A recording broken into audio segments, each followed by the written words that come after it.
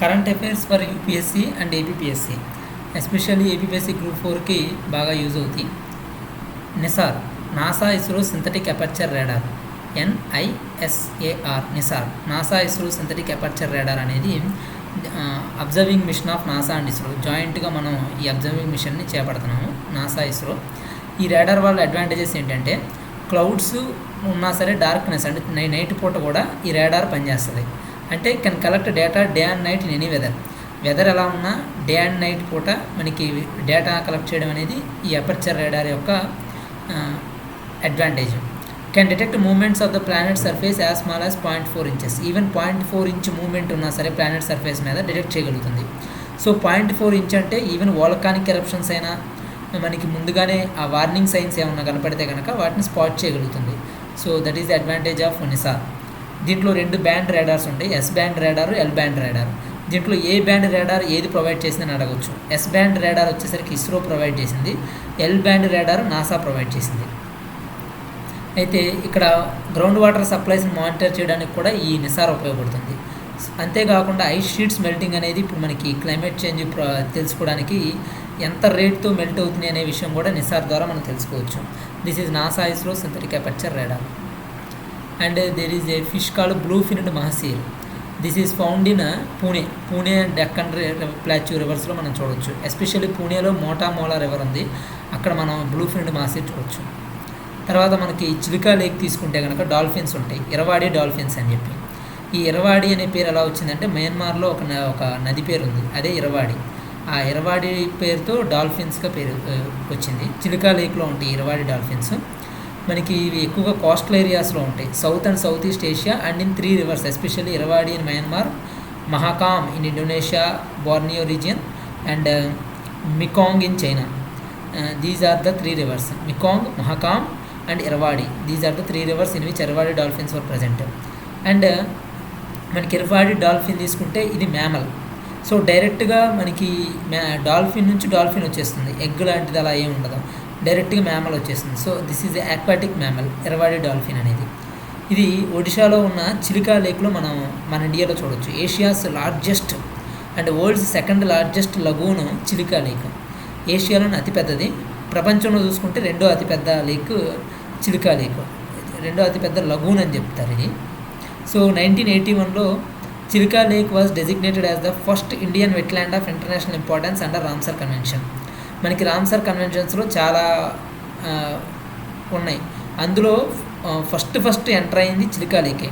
అది కూడా 1981లో చిలికా లేక్ అనేది రామ్సర్ కన్వెన్షన్లో ఎంటర్ అయిన ఫస్ట్ ఇండియన్ వెట్లాండ్.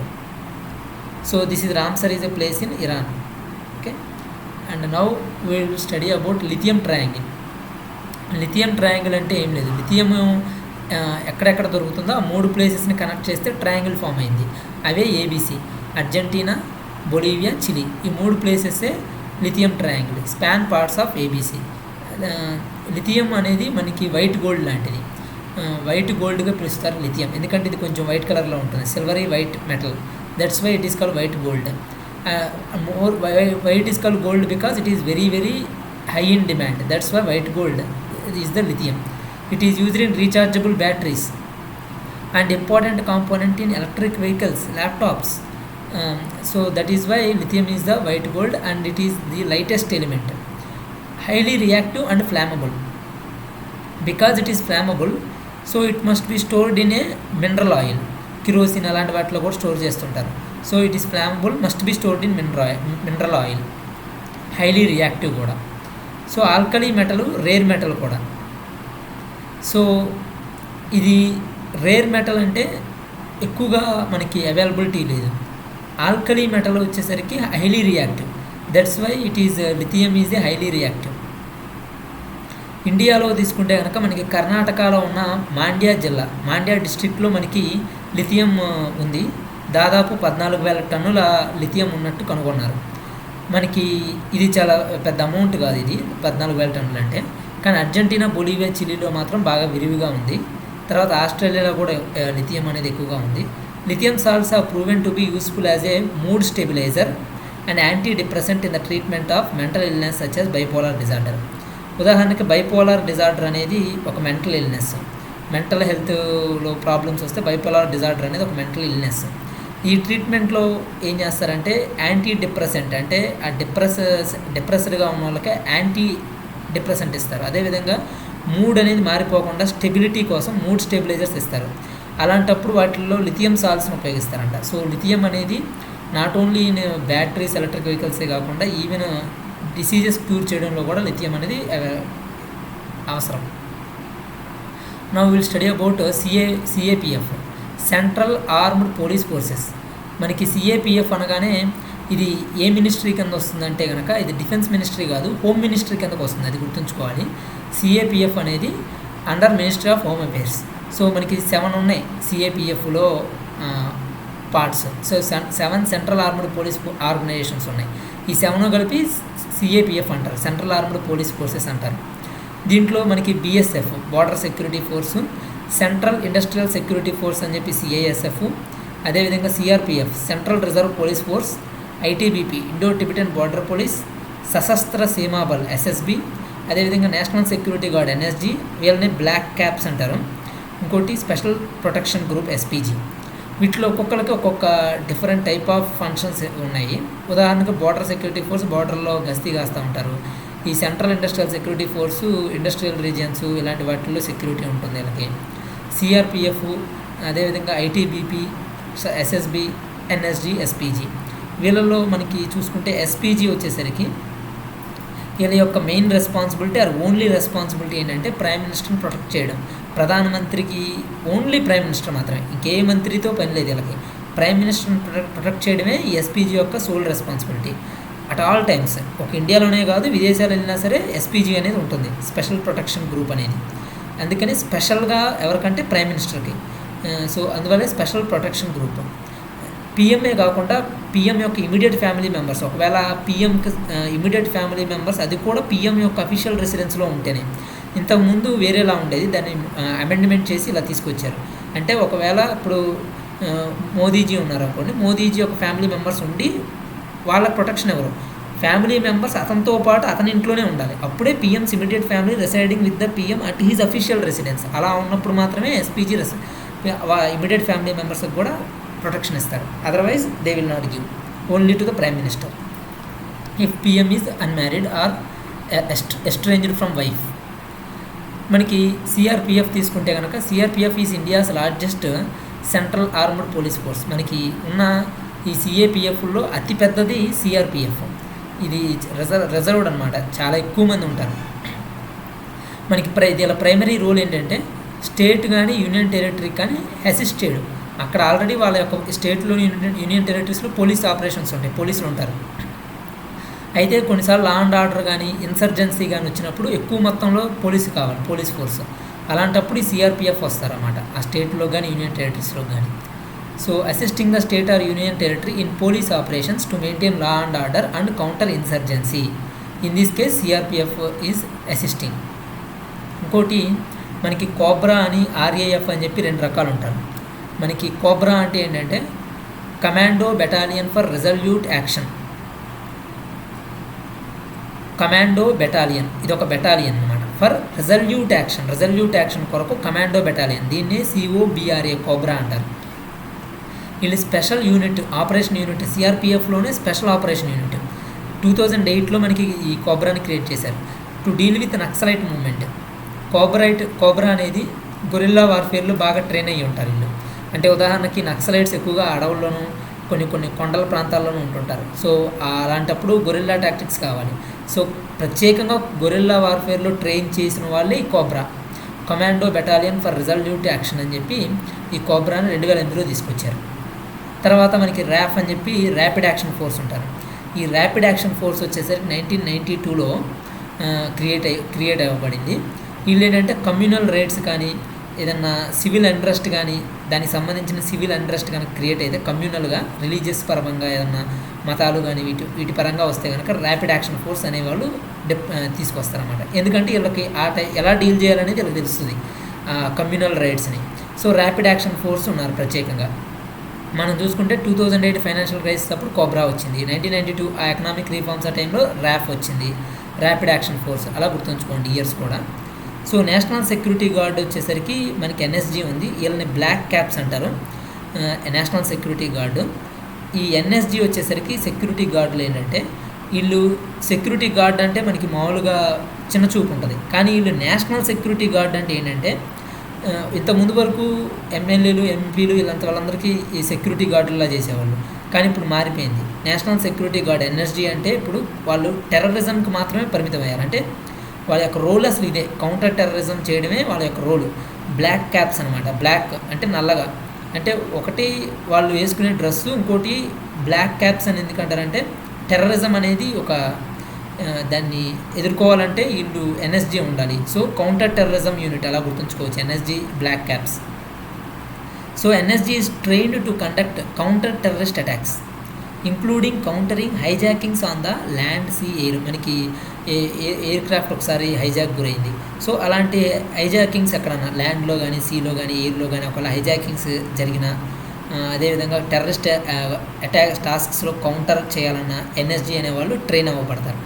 అదేవిధంగా బాంబు డిస్పోజల్ చేయాలనుకున్నప్పుడు, బాంబులు పెట్టినప్పుడు బాంబులు డిస్పోజ్ చేయాలంటే ఎన్ఎస్జీ రావాల్సింది, నేషనల్ సెక్యూరిటీ గార్డు ఎందుకంటే వాళ్ళు ట్రైన్ అయి ఉంటారు సో స్పెషల్గా. అదేవిధంగా పోస్ట్ బ్లాస్ట్ ఇన్వెస్టిగేషన్, ఒకవేళ బ్లాస్ట్ జరిగింది ఆ తర్వాత ఇన్వెస్టిగేషన్ చేయాలి, పీబీఐ అంటారు. పీబీఐ అంటే post blast investigation. Post blast ఇన్వెస్టిగేషన్లోనూ కూడా ఎన్ఎస్జీకి ముఖ్య పాత్ర ఉంటుంది. అదేవిధంగా హాస్టేజ్ రెస్క్యూ మిషన్స్, హాస్టేజ్ని రెస్క్యూ చేయాలనుకున్నా అంటే ఇక్కడ హైజాకింగ్, హాస్టేజ్ ఇక పార్ట్ ఆఫ్ ఎన్ఎస్జీ. మనకి ఇప్పుడు ఎన్వైర్న్మెంట్లో ఎకోటోన్ అని చెప్పి పదాలు వింటూ ఉంటాం. అంటే న్యూస్ పేపర్లో చూసుకుంటే ఎకోటోన్ అంటే ఏంటంటే area that acts as a boundary are a transition between two ecosystems. ఏదైనా రెండు ఎకోసిస్టమ్ల మధ్య ఒక బౌండరీ అనేది బౌండరీ ఏరియా, ఆ బౌండరీగా పనిచేసే ఏరియాని ఎకోటోన్ అంటారు. లేదా ఒక ట్రాన్సిషన్గా ఉండే ఏరియా బిట్వీన్ టూ ఎకోసిస్టమ్స్ని కూడా ఎకోటోన్గా పిలవచ్చు. ఈ ఎకోటోన్ ఏంటంటే ఎకోటోన్స్ అనేవి న్యాచురల్గా ఉంటాయి, అదేవిధంగా మ్యాన్ మేడ్గా కూడా ఉంటాయి. అంటే ఆర్టిఫిషియల్గా మనం హ్యూమన్ మేడ్ చేసుకోవచ్చు, ఎకోటోన్ క్రియేట్ చేయొచ్చు. అదేవిధంగా న్యాచురల్గా కూడా ఉంటాయి. అయితే ఎకోటోన్ యొక్క ఏంటంటే ఉదాహరణకి మ్యాన్ మేడ్ ఎకోటోన్కి ఎగ్జాంపుల్ ఏంటంటే అగ్రికల్చరల్ ఫీల్డ్, ఫారెస్ట్ ఉంది. అగ్రికల్చరల్ ఫీల్డ్కి ఫారెస్ట్కి మధ్య ఉండే ఆ బార్డర్ని మనం ఎకోటోన్గా పిలవచ్చు. ఇది man made one because agricultural field is part of our man cultivate చేసేది. సో ఫారెస్ట్ ఈ రెండింటి మధ్య ఏర్పడుతుంది కాబట్టి ఎకోటోన్. ఎందుకంటే ఎకోటోన్లో ఏంటంటే స్పీషీస్ ఎక్కువ సంఖ్యలో ఉంటాయి, దాన్ని ఎడ్జ్ ఎఫెక్ట్ అంటారు. అంటే ఎక్కువ నెంబర్ ఆఫ్ స్పీషీస్ ఉంటాయి కాబట్టి ఎకోటోన్లో దీన్ని ఎడ్జ్ ఎఫెక్ట్ కూడా అంటారు. అంటే ఉదాహరణకి ఇప్పుడు మ్యాంగ్రూవ్స్ తీసుకుంటే కనుక మ్యాంగ్రూవ్ అనేది ఎకోటోన్ కిందకు వస్తుంది. ఎందుకంటే ఇప్పుడు టెరెస్ట్రియల్ ఎకోసిస్టమ్కి మెరైన్ ఎకోసిస్టమ్కి మధ్యలో ఉంటాయి మ్యాంగ్రూవ్స్.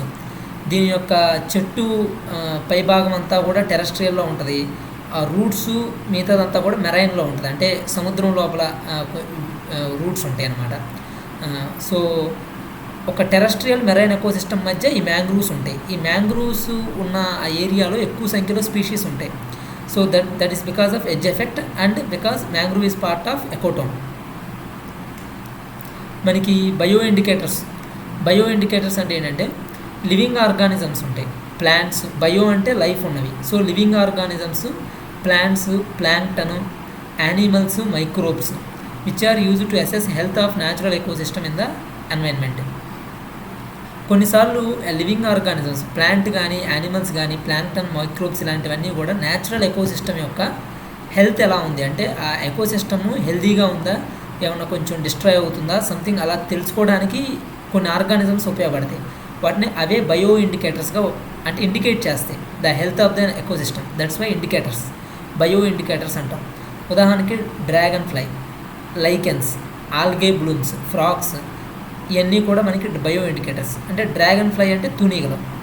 తూనీగ వచ్చేసరికి తూనీగలు ఏం చేస్తాయి అంటే మస్కిటోస్ని తింటాయి, ఫీడ్ ఆన్ మస్కిటోస్. అదేవిధంగా కొన్ని ఇన్సెక్ట్స్ని కూడా తింటాయి. అంటే లార్వేని ఫీడ్ చేస్తాయి అనమాట, ఎస్పెషల్లీ మస్కిటో లార్వే. అదేవిధంగా insects that are vectors to diseases, malaria, dengue లాంటి వ్యాధులు క్రియేట్ చేయగలిగే మస్కిటోస్ ఇలాంటి ఇన్సెక్ట్స్ని తింటాయి ఈ తూనీగలు. సో తూనీగలు అనేవి చాలా ఇంపార్టెంట్. అయితే ఈ డ్రాగన్ ఫ్లై మనకి బయో ఇండికేటర్గా పనిచేస్తుంది. ఎందుకంటే డ్రాగన్ ఫ్లైస్ ఎక్కడ సర్వైవ్ అవుతాయి అంటే క్లీన్ వాటర్లో సర్వైవ్ అవుతాయి. Assuring purity of A lake, అంటే ఇప్పుడు ఉదాహరణకి లేక్ ఉంది, అక్కడ డ్రాగన్ ఫ్లైస్ ఎక్కువగా ఉన్నాయి అంటే దట్ లేక్ ఈజ్ ప్యూర్. అంటే పొల్యూటెడ్గా లేదు, ప్యూరిటీ ఉన్నట్టు ఎష్యూరెన్స్ ఇచ్చినట్టే. So dragon fly acts as a bio indicator. అదేవిధంగా lichens, algae and fungi, algae blooms, frogs కూడా ఎక్కువ సంఖ్యలో ఉన్నా సరే అది బయో ఇండికేటర్ హెల్దీ. తక్కువ ఉంటే కనుక it is somewhat shows not healthy అంటే ఎకోసిస్టమ్ హెల్దీగా లేదని అర్థం. సో బయో ఇండికేటర్స్లో ఎగ్జాంపుల్స్ ఇలా వీటిలో ఏది బయో ఇండికేటర్గా పనిచేస్తుంది అని చెప్పి అడగవచ్చు question. So frog is a bio indicator, algae bloom bio indicator, lichens which is symbiosis between algae and fungi, lichens, అదేవిధంగా dragon fly, these are bio indicators. మనకి మ్యాంగ్రూవ్స్ తీసుకుంటే మ్యాంగ్రూవ్ రూట్ సిస్టము ఇందాక ecotone చెప్పినప్పుడు నేను mangroves గురించి చెప్పాను. So terrestrial marine ecosystem మధ్యలో ఉంటాయి మ్యాంగ్రూవ్స్. సో ఎక్కువ స్పీషీస్ ఉంటాయి, ఎడ్జ్ ఎఫెక్ట్ అనేది కూడా మనం మ్యాంగ్రూవ్స్లో చూడొచ్చు. అయితే ఇక్కడ mangrove root system absorbs oxygen from the atmosphere నుంచి ఆక్సిజన్ని అబ్జార్బ్ చేసుకుంటాయి. స్పెషల్ రూట్స్ ఉంటాయి అన్నమాట, బ్రీతింగ్ రూట్స్ ఆర్ నెమటోఫోర్స్. సాధారణంగా ఏ మొక్కకైనా సరే రూట్ అనేది ఎలా ఉంటుంది, భూమి లోపల ఉంటుంది. భూమి లోపల నుంచి ఆక్సిజను సంథింగ్ అలా తీసుకోవడం, లీవ్స్ ద్వారా తీసుకోవడం, ట్రాన్స్పిరేషన్ జరగడం జరుగుతుంది. కానీ మ్యాంగ్రూవ్స్లో ఏంటంటే రూట్ సిస్టమే మనకి ఆక్సిజన్ని అట్మాస్ఫియర్ నుంచి అబ్జర్వ్ చేసేసుకుంటుంది. ఎందుకంటే ఆ రూట్స్కి బ్రీతింగ్ రూట్స్ అంటాం. ఎందుకంటే రూట్స్ అని ఆక్సిజను కార్బన్ డైఆక్సైడ్ ఆక్సిజన్ తీసుకోవడం, కార్బన్ డైఆక్సైడ్ రిలీజ్ చేయడం చేస్తున్నాయి కాబట్టి బ్రీతింగ్ రూట్స్ ఆర్ నెమటోఫోర్స్ అంటారు. నెమటోఫోర్స్కి ఏంటంటే నెమటోఫోర్స్ అంటే మీనింగ్ ఏంటంటే న్యూమరస్ పోర్స్ ఉంటాం, చాలా ఎక్కువ సంఖ్యలో చిన్న చిన్న పోర్స్ ఉంటాయి. దాని నుంచి ఆక్సిజన్ ఎంటర్ అవుతుంది అనమాట from underground tissue, enters the underground tissue. So pneumatophores అనేవి మ్యాంగ్రూవ్స్లో చూస్తాం. అంతేకాకుండా మ్యాంగ్రూవ్స్లో ఇంకో స్పెషల్ ఏంటంటే సక్యులెంట్ లీవ్స్ అంటారు, SUCCULENT, సక్యులెంట్ లీవ్స్ ఉంటాయి. అంటే డిజర్ట్ ప్లాంట్స్లో మనం చూసే ఈ సక్యులెంట్ లీవ్స్ మ్యాంగ్రూవ్స్లో కూడా ఉంటాయి. Mangroves like desert plants store fresh water in a thick succulent leaves. ఈ సక్యులెంట్ లీవ్స్ అనేవి చాలా థిక్గా ఉంటాయి, మందంగా ఉంటాయి. సో ఎందుకంటే మందంగా ఉంటాయి అంటే ఆ ఫ్రెష్ వాటర్ని స్టోర్ చేసుకొని ఉంటాయి అన్నమాట, like desert plants. So succulent leaves అనేవి చూస్తాం. అదేవిధంగా మ్యాంగ్రూవ్స్ వాటర్ ప్యూరిఫికేషన్లో ఉపయోగపడతాయి, వాటర్ను ప్యూరిఫై చేసేస్తాయి. ఎలా అంటే మ్యాంగ్రూవ్స్ వాటర్ క్వాలిటీని ఇంప్రూవ్ చేస్తాయి by absorbing nutrients from runoff that might otherwise cause harmful algae blooms offshore. Improve water quality by absorbing nutrients from runoff that might otherwise cause harmful algae blooms offshore. ఆ విధంగా న్యూట్రియన్స్ని absorb అంటే ఎక్కువ nutrients ఎక్కువ అయిపోతే algae bloom అనేది effect అవుతుంది. So algae bloom అనేది ఏర్పడకుండా ఈ న్యూట్రియన్స్ ఎక్కువగా ఉండే న్యూట్రియన్స్ని అబ్జర్వ్ చేసుకోవడం ద్వారా వాటర్ని ప్యూరిఫై చేస్తుంది. ఇంకోటి both coral reefs, seagrass beds rely on water purifying ability of mangroves. Coral reefs కానీ సీగ్రాస్ బెడ్స్ కానీ ఈ రెండు కూడా అసలు సర్వైవ్ అవుతున్నాయి అంటే మ్యాంగ్రూవ్స్ యొక్క వాటర్ ప్యూరిఫైయింగ్ ఎబిలిటీ వల్లే. అంటే మ్యాంగ్రూవ్స్కి వాటర్ ప్యూరిఫికేషన్ చేసే ఎబిలిటీ ఉంది కాబట్టి వాటర్ ప్యూరిఫికేషన్ ఉంటేనే కోరల్ రీఫ్స్ సర్వైవ్ అవుతాయి, ప్యూరిఫైడ్ వాటర్లోనే ఉంటాయి. అదే కొంచెం పొల్యూటెడ్ అయినా సరే కోరల్ రీఫ్స్ సర్వైవ్ అవ్వవు. అదేవిధంగా సీగ్రాస్ కూడా అంతే. So seagrass, coral reefs are surviving on mangroves because of mangroves. మనకి జూలై 26న ఇంటర్నేషనల్ డే అనేది జరుపుకుంటాం for conservation of mangrove ecosystem. ఇది జూలై 26న జరుపుకుంటాం. This is a international day for mangrove ecosystem conservation. And ఇప్పుడు మనకి బొర్రా కేవ్స్ తీసుకుంటే కనుక బొర్రా కేవ్స్ అరకు వ్యాలీలో ఉంటాయి మనకి. అయితే హిల్స్ పేరు గుర్తుంచుకోవాలి, Ananthagiri hills. Borra caves in Ananthagiri hills of Araku valley. ఇవి బొర్రా కేవ్స్ అనేవి one of the largest and deepest caves found in India. మన ఇండియా మొత్తంలోనే చాలా పెద్దవి ప్లస్ డీపెస్ట్ కేవ్స్లో ఉన్న వాటిల్లో one of the largest and deepest cave Borra caves. వీటిని డిస్కవర్ చేసింది ఎవరంటే విలియం కింగ్ జార్జ్. మనకి KGH హాస్పిటల్ ఎలా ఉంటుందో కింగ్ జార్జ్ అనే అతను ఉన్నాడు కదా, విలియం కింగ్ జార్జ్. ఇతను డిస్కవర్ చేశాడు. ఇతను జియోలాజికల్ సర్వే ఆఫ్ ఇండియాలో GSIలో పనిచేసేవాడు. William King George of geological survey of India. ఇతను బొర్రా కేవ్స్ని డిస్కవర్ చేయడం జరిగింది. ఈ బొర్రా కేవ్స్ ఎలా ఫామ్ అయినాయి అంటే as a result of flow of Gosthani river on the lime stone deposits. Lime stone అంటే సున్నపురాయి. ఈ లైమ్ స్టోన్ డిపాజిట్స్ మీదకి గోస్తని నది ఫ్లో అవ్వడం వల్ల ఈ బొర్రా కేవ్స్ అనేవి ఫామ్ అయినాయి. So nothing but limestone డిపాజిటే కరిగి ఈ విధంగా ఫార్మేషన్ జరిగింది. ఫార్మేషన్స్లో ఎలా ఉంటాయి అంటే కేవ్స్ స్టాలక్టైట్ స్టాలగ్మైట్. ఈ స్టాలక్టైట్ ఫార్మేషన్స్ మనం ఈ బొర్రా కేవ్స్లో చూడొచ్చు. అంటే శివ పార్వతి, అదేవిధంగా rishis beard, mother child, crocodile, human brain, tiger, cows ఉడర్, ఇవన్నీ కూడా మనం బొర్రా కేవ్స్లో ఆ స్టాలక్టైట్ ఫార్మేషను ఈ రూపాల్లో వచ్చినాయి. అంటే హ్యూమన్ బ్రెయిన్ రూపంలో ఒక ఫార్మేషను, టైగర్ రూపంలో, మదర్ చైల్డ్, క్రొకడైల్, ఆ విధంగా చూడటానికి అలా అనిపిస్తుంది, క్రొకడైల్లా అనిపించడం. So that is what you can observe in Borra Caves in Anantagiri Hills of Arakku Valley, and the river is Gostani River and discovered by William King George. Montreux record అనేది Ramsar లిస్ట్లో ఒక part అనమాట. అంటే Ramsar లిస్ట్లో చాలా wetlands ఉంటాయి అని తెలిసింది. అయితే as a part of Ramsar list Montreux రికార్డ్ను కూడా మెయింటైన్ చేస్తారు. ఈ మాంట్రాక్స్ రికార్డులో ఏంటంటే కొంచెం ఏదన్నా వెట్లాండ్స్ డేంజర్గా ఉంటే కనుక వాటిని మాంట్రాక్స్ రికార్డులో పెడతారు. ఉదాహరణకి Keoladeo national park in Rajasthan, Loktak lake in Manipur, ఇవి కొంచెం ఎఫెక్ట్ అవుతూ ఉన్నాయి అనమాట. బికాస్ ఆఫ్ దట్ ఈ 2 వెట్లాండ్స్ కూడా మాంట్రాక్స్ రికార్డులో ఉన్నాయి. ఇప్పుడు మనకి ప్రస్తుతం మాంట్రాక్స్ రికార్డులో 2 వెట్లాండ్స్ ఉన్నాయి. ఒకటి రాజస్థాన్లో ఉన్న కీలాడియో నేషనల్ పార్కు, ఇంకోటి మణిపూర్లో ఉన్న లోక్తక్ లేక్. మనకి మణిపూర్లో ఉన్న లోక్తక్ లేక్ గురించి తెలిసింది.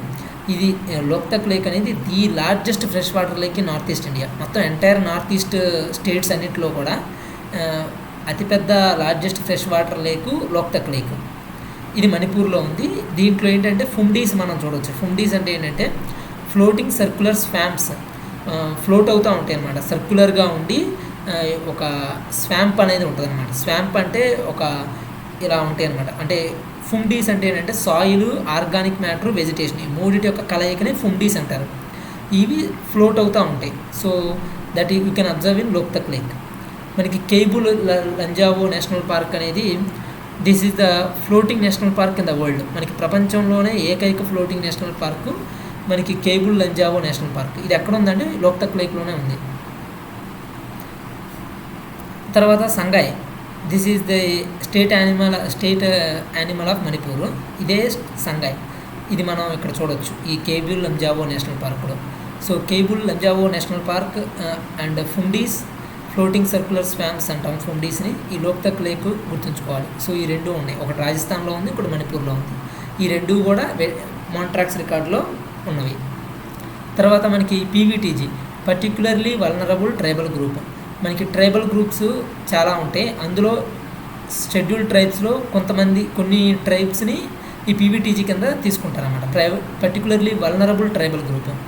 ఏ విధంగా అంటే మనకి 1960-61 టైంలో దేబార్ కమిషన్ వేశారు. ఈ దేబార్ కమిషన్ ఏం చెప్పిందంటే stated that within STs there existed inequality in the rate of development. Scheduled ట్రైబ్స్లో కొన్ని ట్రైబ్స్లో మనకి డెవలప్మెంట్ పరంగా ఇన్ఈక్వాలిటీ ఉంది, సమానత్వం లేదు, అసమానత్వం అనేది ఎక్కువగా ఉంది అని చెప్పి దేబార్ కమిషన్ చెప్పింది.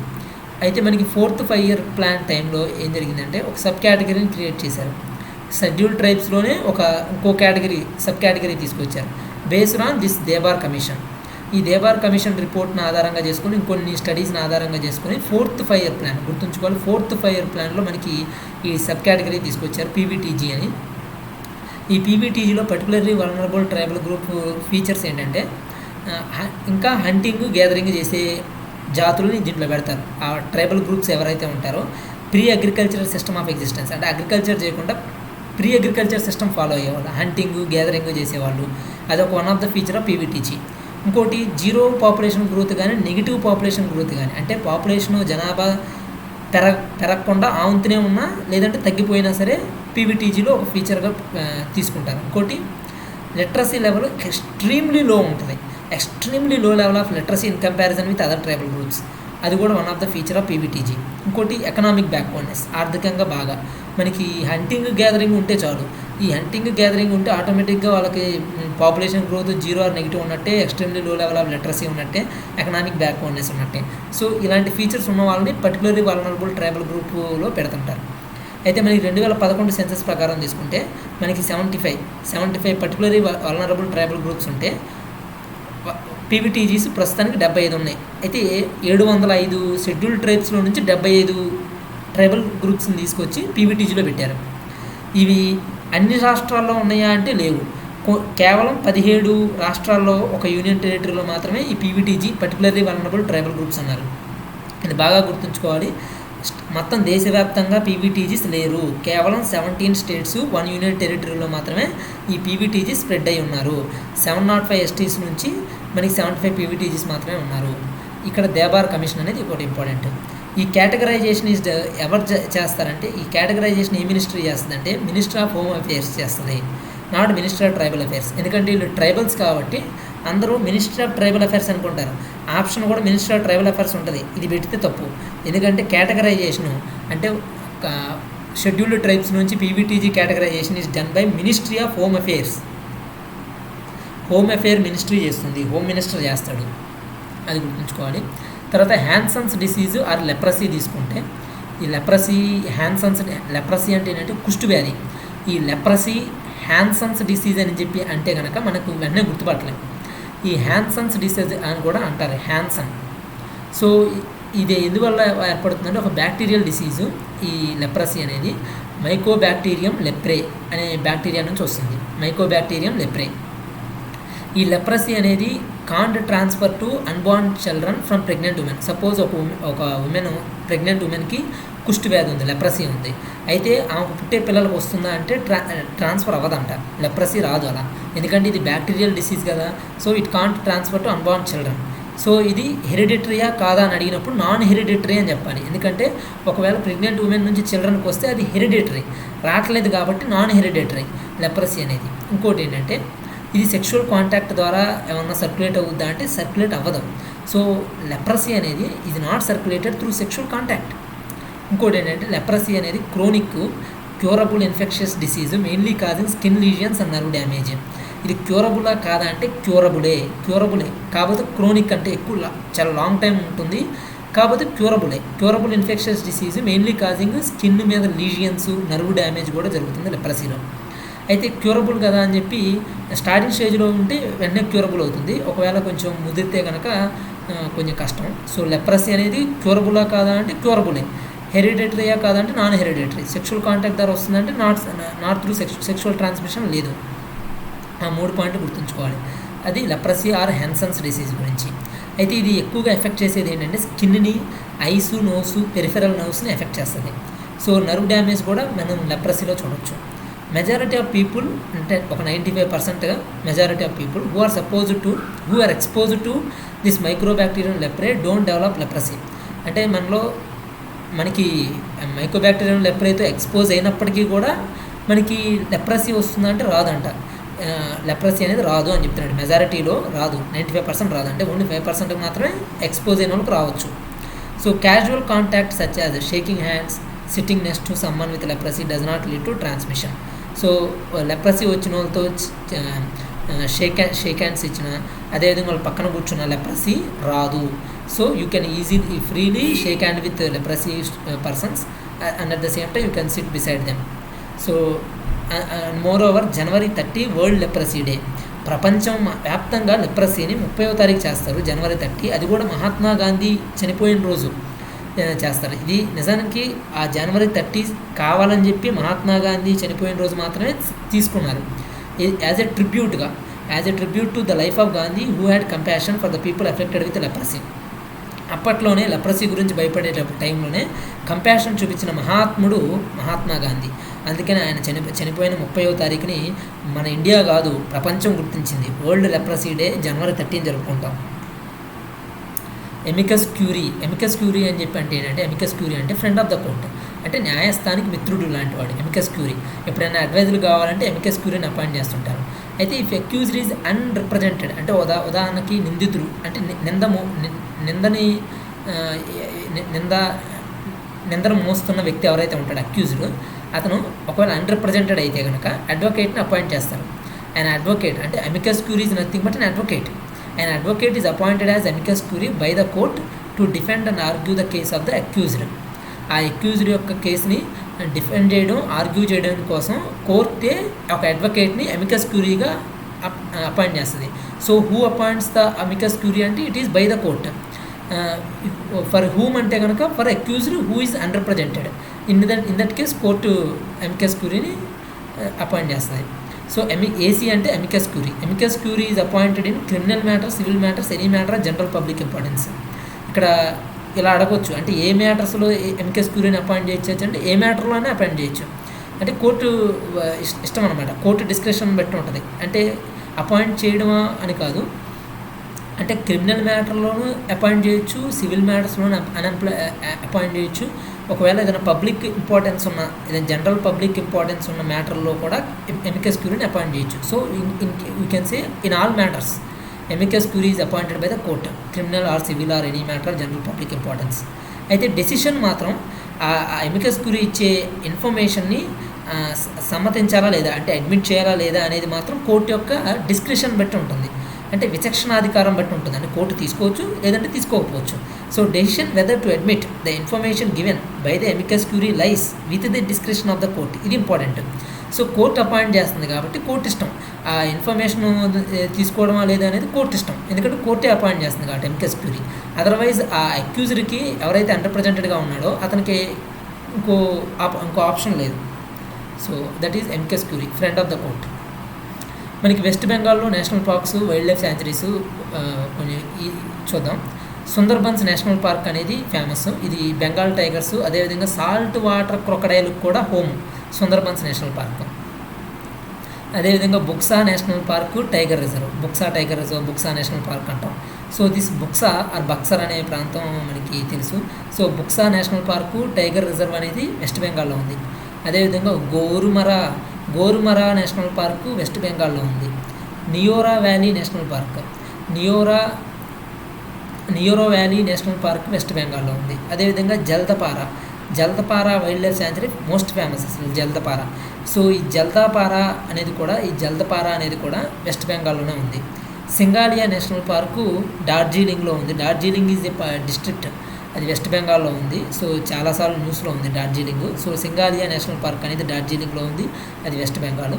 అదేవిధంగా జల్దపారా, నియోరా, గోరుమారా, బుక్సా, అదేవిధంగా చాప్రమారి, మహానంద. సో మహానంద, చాప్రమారి ఇలాంటివి కూడా వెస్ట్ బెంగాల్లోనే ఉన్నాయి వైల్డ్ లైఫ్ శాంచురీస్. మనకి most important Padmaja Naidu zoological park. మనకి చూడగానే పద్మజా నాయుడు అనగానే మన తెలుగు పేరు మన ఏపీలో కానీ తెలంగాణలో ఉంటుంది అనుకోవచ్చు, కానీ కాదు, ఇది వెస్ట్ బెంగాల్లో ఉంది. పద్మజా నాయుడు జూలాజికల్ పార్క్ అనేది మనకి వెస్ట్ బెంగాల్ గవర్నరుగా పనిచేశారు పద్మజా నాయుడు గారు. అయితే ఈ పద్మజా నాయుడు గారు ఏంటంటే 1956 నుంచి 1967 దాకా, అంటే దాదాపు 11 సంవత్సరాల దాకా గవర్నర్గా పనిచేశారు పద్మజా నాయుడు. ఈమె ఎవరంటే సరోజినీ నాయుడు యొక్క కూతురే పద్మజా నాయుడు. ఆమె పేరుగానే పద్మజా నాయుడు జూలాజికల్ పార్క్కి పేరు పెట్టింది ఎవరనుకున్నారు? ఇందిరాగాంధీ గారు పెట్టారు. సో నేషనల్ డాక్టర్స్ డే అనేది జూలై 1వ తారీఖున మనకి నేషనల్ డాక్టర్స్ డే జరుపుకుంటాం. జూలై 1వ తారీఖున నేషనల్ డాక్టర్స్ డే జరుపుకుంటాం. ఈ యొక్క థీమ్ ఏంటంటే నేషనల్ డాక్టర్స్ డే థీమ్ 2022లో family doctors on the front line, family doctors on the front line అని చెప్పి theme national doctors day July 1.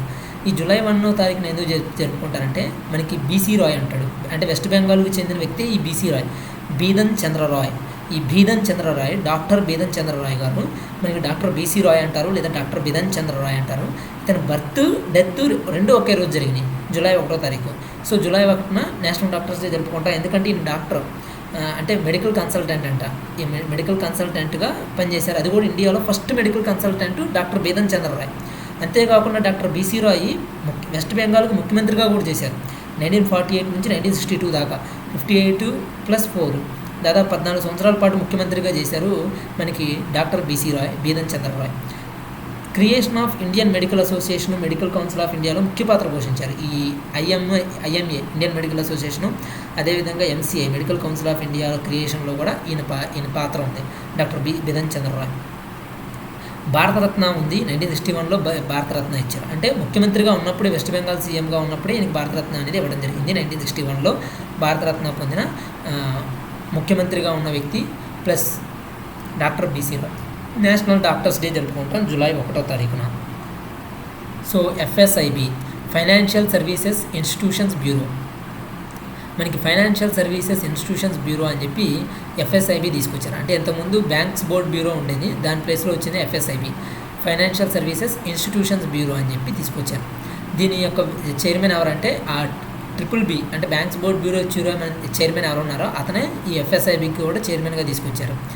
ఆయన పేరు ఏంటంటే భానుప్రతాప్ శర్మ, BP శర్మ, భానుప్రతాప్ శర్మ గారిని FSIBకి చైర్పర్సన్ చేశారు. మనకి సూపర్నోవా తీసుకుంటే కనుక సూపర్నోవా అంటే ఏంటంటే a star that collapses under its own gravity after having run out of its fusion fuel is called supernova. అంటే ఒక స్టారు కొలాప్స్ అయిపోతుంది అంటే చనిపోతుంది అన్నట్టు, అంటే కొలాప్స్ అయిపోవడం, దాని యొక్క ఓన్ గ్రావిటీ వల్లనే కొలాప్స్ అయిపోతుంది. అది కూడా ద రీజన్ ఏంటంటే ఫ్యూజన్ ఫ్యూయల్ అయిపోయినందువల్ల, ఫ్యూయల్ అయిపోవడం వల్ల దాని యొక్క ఓన్ గ్రావిటీ అది తట్టుకోలేక ఆ స్టార్ కొలాప్స్ అయిపోతే దాన్ని సూపర్నోవా అంటారు. So usually stars more massive than 8 times the Sons mass enter this phase of explosive death. దీన్నే ఎక్స్ప్లోజివ్ డెత్గా పిలుస్తారు ఈ సూపర్నోవా అనేది. అయితే సూపర్నోవా అనేది ఏ స్టార్స్లో జరుగుతుందంటే జనరల్గా సన్ అనేది స్టార్ మనకి తెలుసు. So 8 times the Sons mass అంటే మన సన్ యొక్క మాస్కి 8 times ఉన్న స్టార్స్ ఏవైతే ఉంటాయో మోర్ మ్యాసివ్ దాన్ 8 times అలాంటి స్టార్స్ మనకి ఈ సూపర్నోవా ఫేజ్ మనం చూడవచ్చు అని చెప్తున్నారు. తర్వాత LHC లార్జ్ హ్యాడ్రాన్ కొలైడర్. ఈ కొలైడర్ అనేది చాలాసార్లు న్యూస్లో ఉంది. లార్జ్ హ్యాడ్రాన్ కొలైడర్ LHC ఇది ఒక giant complex machine build to study particles that are smallest known building blocks of all things. అంటే మనకి స్మాలెస్ట్ నోన్ బిల్డింగ్ బ్లాక్ ఏంటి? యాటమ్ అని తెలుసు. అయితే యాటంలో కూడా ఇంకా స్మాలెస్ట్ ఉన్న ఎలక్ట్రాన్, ప్రోటాన్, న్యూట్రాన్ కన్నా కూడా ఇంకా స్మాలెస్ట్ పార్టికల్స్ తెలుసుకోవడానికి to study particles that are the smallest known building blocks of all things this giant complex మిషన్ని బిల్డ్ చేశారు. ఆ జైంట్ కాంప్లెక్స్ మిషనే LHC లార్జ్ హ్యాడ్రాన్ కొలైడర్. ఈ లార్జ్ హ్యాడ్రాన్ కొలైడర్ ద్వారా మనకి క్వార్క్స్ అనేవి ఉన్నాయని తెలిసింది. ఈ క్వార్క్ అంటే ఏంటంటే ఒక ఎలిమెంటరీ పార్టికల్ అంటే ఫండమెంటల్ కాన్స్టెంట్ ఆఫ్ మ్యాటర్లో ఫండమెంటల్ కాన్స్టెంట్, అదేవిధంగా ఒక elementary particle quark. Like electron, proton, neutron ఎలా అయితే ఎలిమెంటరీ పార్టికల్స్ అలా క్వార్క్ అనేది ఒక elementary particle. Quarks combine to form composite పార్టికల్స్ని ఫామ్ చేస్తాయి. అంటే కాంపోజిట్ పార్టికల్స్ని హ్యాడ్రాన్స్ అంటారు. అంటే క్వార్క్స్ కంబైన్ అయితే మనకి హ్యాడ్రాన్స్ ఫామ్ అవుతాయి. హ్యాడ్రాన్స్ అనేవి ఏదైతే ఉంటాయో హ్యాడ్రాన్ అందుకని ఇక్కడ హ్యాడ్రాన్ అనే పేరు వచ్చింది.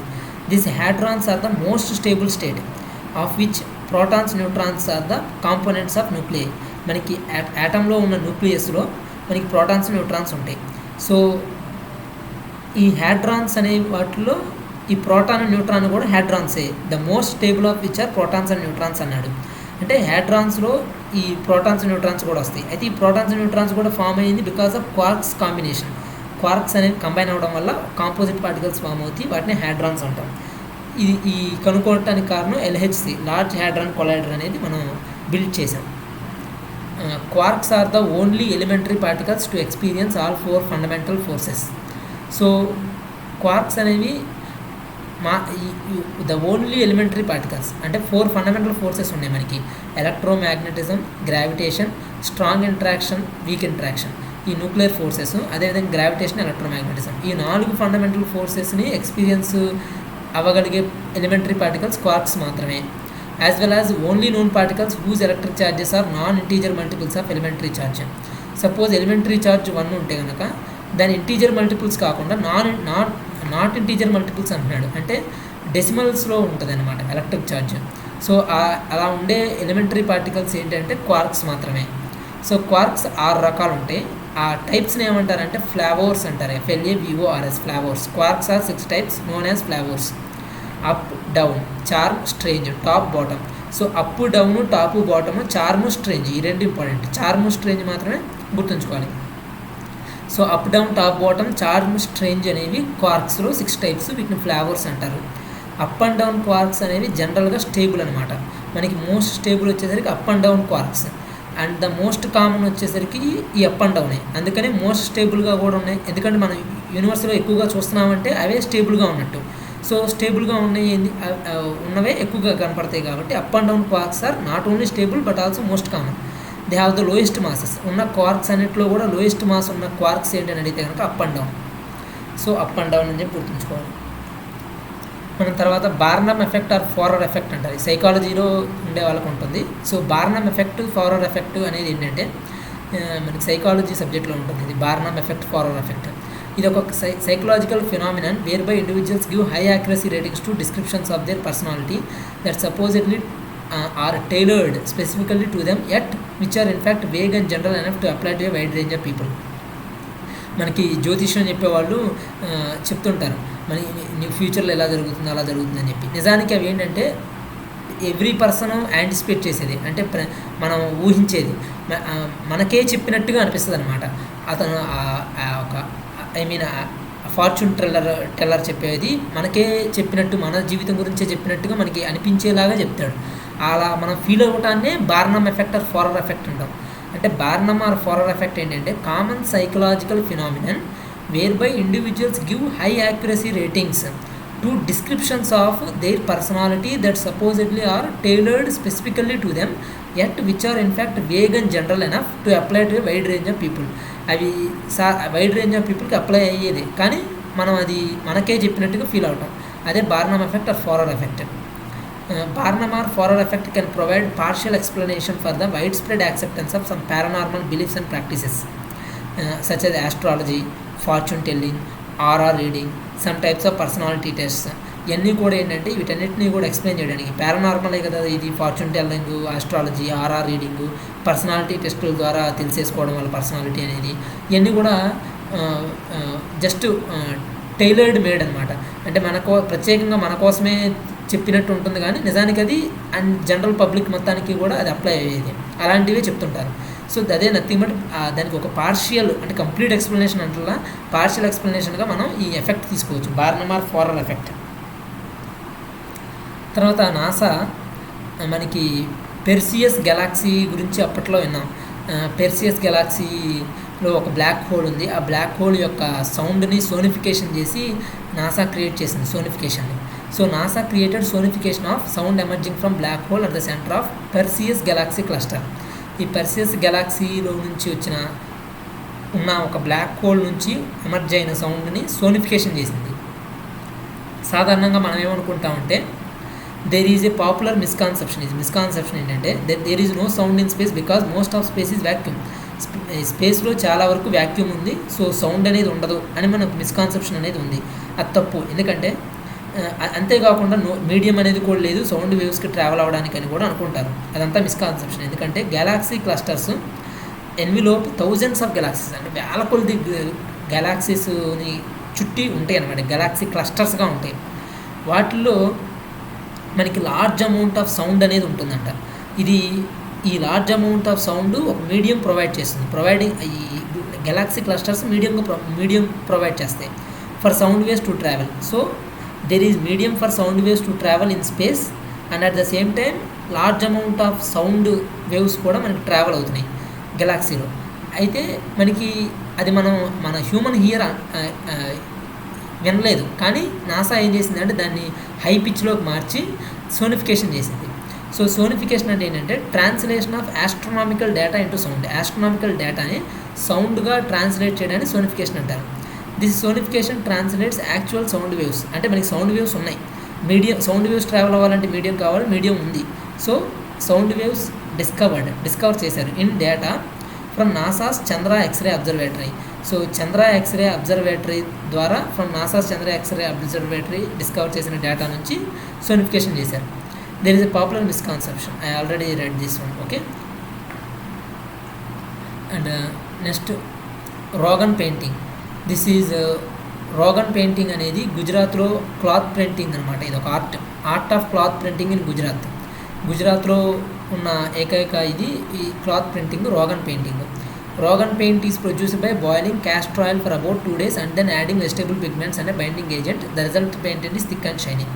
అంటే మనకి స్టార్టింగ్ మోదీజీ గారు 2014లో ఆ టైంలో ప్రైమ్ మినిస్టర్ అయినప్పుడు యుఎస్ వెళ్ళారు. అప్పుడు ఈ రోగన్ పెయింటింగ్ ఉన్న క్లోత్స్ని దెన్ యుఎస్ ప్రెసిడెంట్కి ఇవ్వడం జరిగింది. సో ఈ రోగన్ పెయింట్ అనేది అప్పుడు ఫేమస్ అయింది, క్లాత్ ప్రింటింగ్ ఇన్ గుజరాత్. ఇప్పుడు ఏంటంటే రోగన్ పెయింటింగ్ వేసేవాళ్ళు చాలా తక్కువైపోయారు. కేవలం ఒక ఫ్యామిలీ మాత్రమే రోగన్ పెయింట్ వేస్తుందంట. అందుకని రోగన్ పెయింట్ గురించి నేను ఇక్కడ ఇవ్వడం జరిగింది.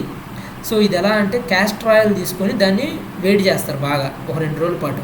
ఆ తర్వాత దాంట్లో వెజిటేబుల్కి సంబంధించిన పిగ్మెంట్స్ యాడ్ చేసి బైండింగ్ ఏజెంట్ యాడ్ చేస్తే ఒక పెయింట్ ఫామ్ అవుద్ది. అది చాలా థిక్ అండ్ షైనీగా ఉంటుంది. ఈ రోగన్ పెయింట్ అంటే రోగన్ అనే పదానికి అర్థం ఆయిల్ పెయింట్ అని అర్థం, ఆయిల్ అని అర్థం అంట. So this is a Persian word Rogan అనేది. So this art of cloth printing అనేది ఫేమస్. ఎలా చేస్తారండి క్లోత్ ప్రింటింగ్ అనేది? Half of a design paint చేస్తారు, then the cloth is folded in half, సగానికి మడత పెడతారు క్లాత్ని, transferring mirror image to other half of fabric. ఆ విధంగా మిర్రర్ ఇమేజ్ ఫామ్ అవుతుంది. సో ద డిజైన్స్ ఇంక్లూడ్ డిజైన్స్లో మనకి యానిమల్స్ని గీస్తుంటారు, local folk art, floral motives అన్నీ కూడా చూడొచ్చు. సో రోగన్ పెయింటింగ్ అనేది this is in Gujarat. So thank you for listening. All the best for APPSC.